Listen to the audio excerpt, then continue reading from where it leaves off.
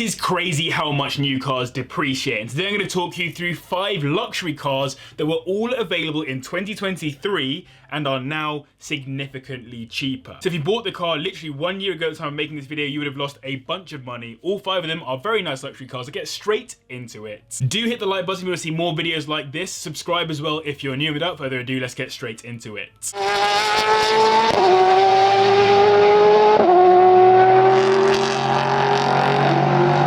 The older Aston Martin DBS have dropped pretty significantly in value compared to their prices new, but even ones that are just a year old have been depreciating. If you bought one new last year, you would have spent around £163,000 with 0 spec options. That's just the base price. Yet a year later, you'll find fully spec'd examples listed anywhere from around 150k, with plenty at around the 155k mark. That's around 8% depreciation in a year, not even adjusted for inflation, and a total of 13k gone, which compared to the other cars on this list isn't that bad. It's also worth noting that this car is almost double the price of the next most expensive car on the list, so it's a little bit of an outlier. It's also the quickest and most powerful car on this list, thanks to its 4-litre twin turbocharged V8 engine that makes 542 brake horsepower, taking it to 60 in 3.9 seconds. Huge performance out of an SUV of this size. Aston Martin have done their best to call this car an estate rather than an SUV by giving it as sleek an overall look as possible, pushing the wheels to the extremities to give the illusion of it being lower than it actually is, but in reality it's a pretty massive car. Aston took a leaf out of Porsche's book, looking to pick up some of its own market. It's likely that a lot of Aston Martin sports car owners also have daily drivers or family cars, so why not offer them a family car that they can use in day-to-day life with an Aston Martin badge on it. The interior is luxurious, the focus is of course on being sporty, in line with Aston Martin's reputation. Just like the engine, the infotainment comes from Mercedes, which has been a main gripe for owners, naming it a bit sluggish and not modern enough, which is a shame. Outside of that, it's missing some of the luxury features that some of the other cars on this list have, but there were some very practical spec options like a pet package and a snow package which provides boot warmers for skiing. Compared to its main rivals, the Bentayga, Urus and Cullinan, the base DBX is actually pretty decently priced new, to be honest, so second-hand depreciation makes it all the more enticing. Next up, we have our only other luxury SUV on this list, the Mercedes-Benz GLS 400D, which is the biggest SUV you can buy from the brand, built to be the SUV S-Class equivalent. That's why this car was also the basis of the Mercedes Maybach ultra luxury version. It's plenty big enough with plenty space enough to make something magically luxurious. But the Benz comes with a 2.9-litre twin turbocharged inline-6 engine, which makes 325 brake horsepower, taking it to 60 in 6.1 seconds, so we've gone from the fastest car to the slowest, but I would say that this car is another level of luxury on top of the DBX. And for that luxury, you would have spent around £90,000 to get into a base spec model in 2023, yet a year later they're bottoming out at around £77,000, with plenty sitting at under £85,000. That means depreciation of around 14.5% in 1 year, slightly less than VAT, or £13,000 lost, matching the DBX. I said it's big, and it is, even bigger than its previous generation both in length and width, with a longer wheelbase too, which all nets out as having more interior space for people in the rear. And when I say the rear, this was actually the first SUV from the brand to offer 3 rows of seating which are fully electrically adjustable, meaning that you can easily run the car with more seats and similarly drop all of those rear seats down for an insane amount of load space. That interior is lovely anyway, at least aesthetically, and for passengers it's a great place to be, with loads of potential optional extras to make your life more comfortable, like the massage seats front and rear, 5-zone climate control, and an extra entertainment package too. The only thing owners really seem to complain about on these is that they are quite American in their vibe. By that I mean they're absolutely massive, and the suspension seems to be set up for smoother roads than we offer here in the UK. Another common point made by owners and reviewers was that the brakes aren't as good as you might hope for from a car of its size, which doesn't inspire much confidence. All in though, you're effectively buying a bigger S-Class with slightly less optionality, which is a pretty decent offering. We were supposed to be seeing a new version of the Quattroporte on the roads in 2025, but Maserati have pushed it all the way back to 2028 instead, which is interesting because if I go onto the Maserati website in the UK, I can't actually configure a current gen Quattroporte anymore. I wonder if that's a sign of something coming soon or the end of the current generation. But less speculation, more facts. If you bought a Quattroporte, Maserati's full-size luxury saloon, back in 2023, you would have spent around £90,000 to get into a moderner example.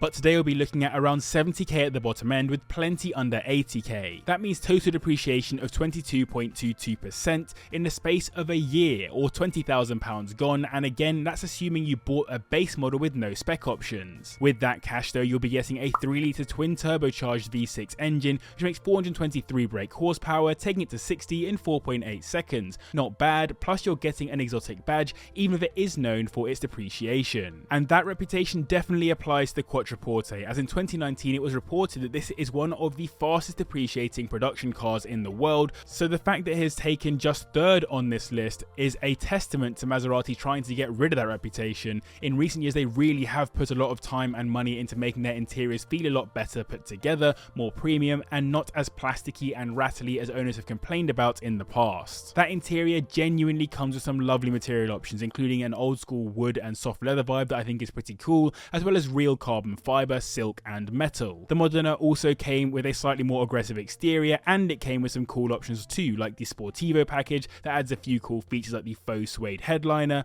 and the Comfort package which adds heated rear seats, soft closed doors and a few other nice bits. The one package I would go for though is the executive rear seats, as it gives you reclining chairs in the rear which is pretty cool, and a massive armrest so you don't have to fight over who gets to rest their elbow. So I hope you guys are enjoying this video. If you are, then do hit the like button and subscribe as well if you're new. And let me know in the comments down below what the best value for money luxury car is right now. I mean used, obviously. So like, what is the car right now that is so underrated from a luxury perspective? Best value for money, I want to hear it. I wanted to get a BMW 7 Series into this video as I recently had the chance to sit in the back of a new one and enjoy the luxury experience, but then I realised what depreciates harder than a luxury car from these premium manufacturers: an electric variant of the same luxury car. That's why in this video talking about the BMW i7 xDrive 60, which is of course fully electric, producing 536 brake horsepower and managing 0 to 60 in 4.5 seconds, and genuinely outside of that it's very much the same car as the luxury 7 Series saloon. That powertrain is very similar to the one you'll find in the BMW iX crossover SUV, meaning that for this all-wheel drive example you get a motor per set of wheels. What's positive about this is that charging is typically pretty quick, about 30 mins at a proper fast charging point, which for EV standards isn't too bad. One spec option you have to go for on these for maximum luxury is the Executive Lounge package, which you might have seen on some previous 7 Series, but basically it folds the front passenger seat forward,